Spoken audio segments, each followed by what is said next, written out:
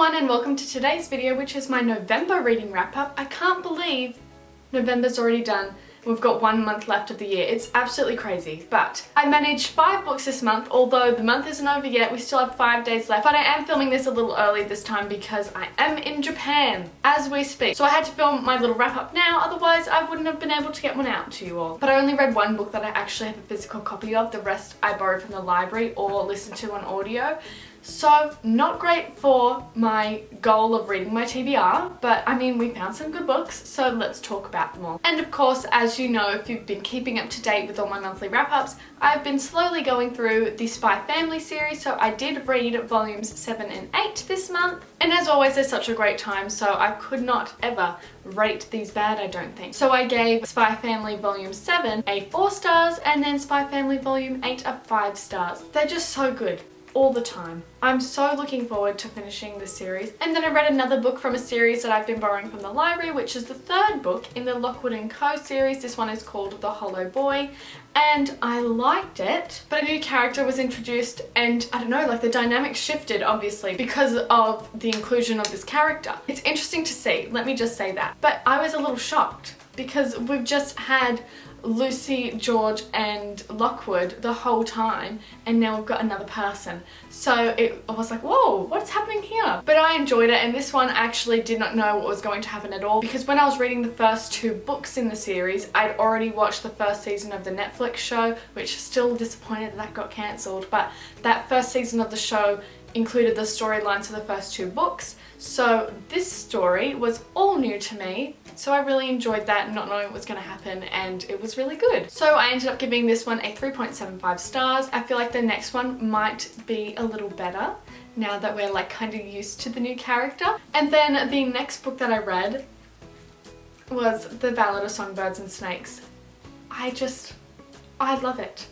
I love it. Obviously, I read this book in preparation for watching the movie, which I also really enjoyed, although I feel like that missed out a whole lot of detail that the book had. But I have heard that they've cut out a full hour from the film because otherwise it would have been over like 3.5 hours. But I want to see that extra hour because I feel like the detail that was lacking was all in here, and if it was then put into the movie with that extra hour, I think it would be really enjoyable, because I know that lots of people that hadn't read the book might have been a little confused and missed some of like the subtext. And obviously, since it is a movie, you can't actually hear all the characters' thoughts as you would in a book. When I watched it with my mum, she was a bit confused and I had to explain what was going on because I feel like they did miss out some important things. But the book was great.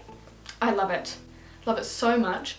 And I know it's a very capital thing to say, but I do want other books about other people's Hunger Games, like Haymitch's Hunger Games or Finnick's Hunger Games. I feel like I need it. And I know I've been seeing people all over TikTok saying that you're literally missing the whole point of the story if you want to see more of the Hunger Games. I'm like, no, because I just want to see what's happening to the characters that we already know, right? Is that a bad thing to do? I want to see them in the Hunger Games. I mean, I don't want to see them suffer, but I just want to see what they went through, you know? I don't know. Let me know what you think about that, because I'm like, it's fictional and I just want to know about the characters. But this book, really good. So I ended up giving this a 4.75. I thought it was amazing to see the backstory of the villain that we all know.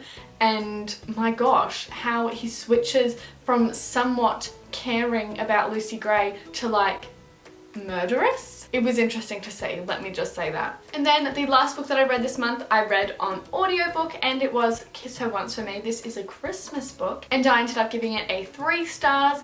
I enjoyed it, but I didn't love it. As you would have seen in last week's video, I was listening to that while I was doing my decorating and wrapping presents, and I don't know, it just didn't feel like a Christmas book. And obviously there is other elements, like there is the romance, there is the relationships with the family, and you do get to see all that. I did like the grandmas, they were funny, but I just don't know. I feel like it didn't mesh well with me. It wasn't a terrible book, like I did enjoy it, but I feel like there are some other Christmas books out there that do have more of a fun vibe. Speaking of Christmas books, the next book that I'm talking about is not one that I've actually finished yet. I do have like 100 or so pages left, but that is Wreck the Halls by Tessa Bailey. Again, this was in last week's video when I was talking about my Christmas books. And this is quite good, but even though it is like set in December around the Christmas time, it doesn't feel super Christmassy, which I guess I kind of enjoy also because it's not solely focused on like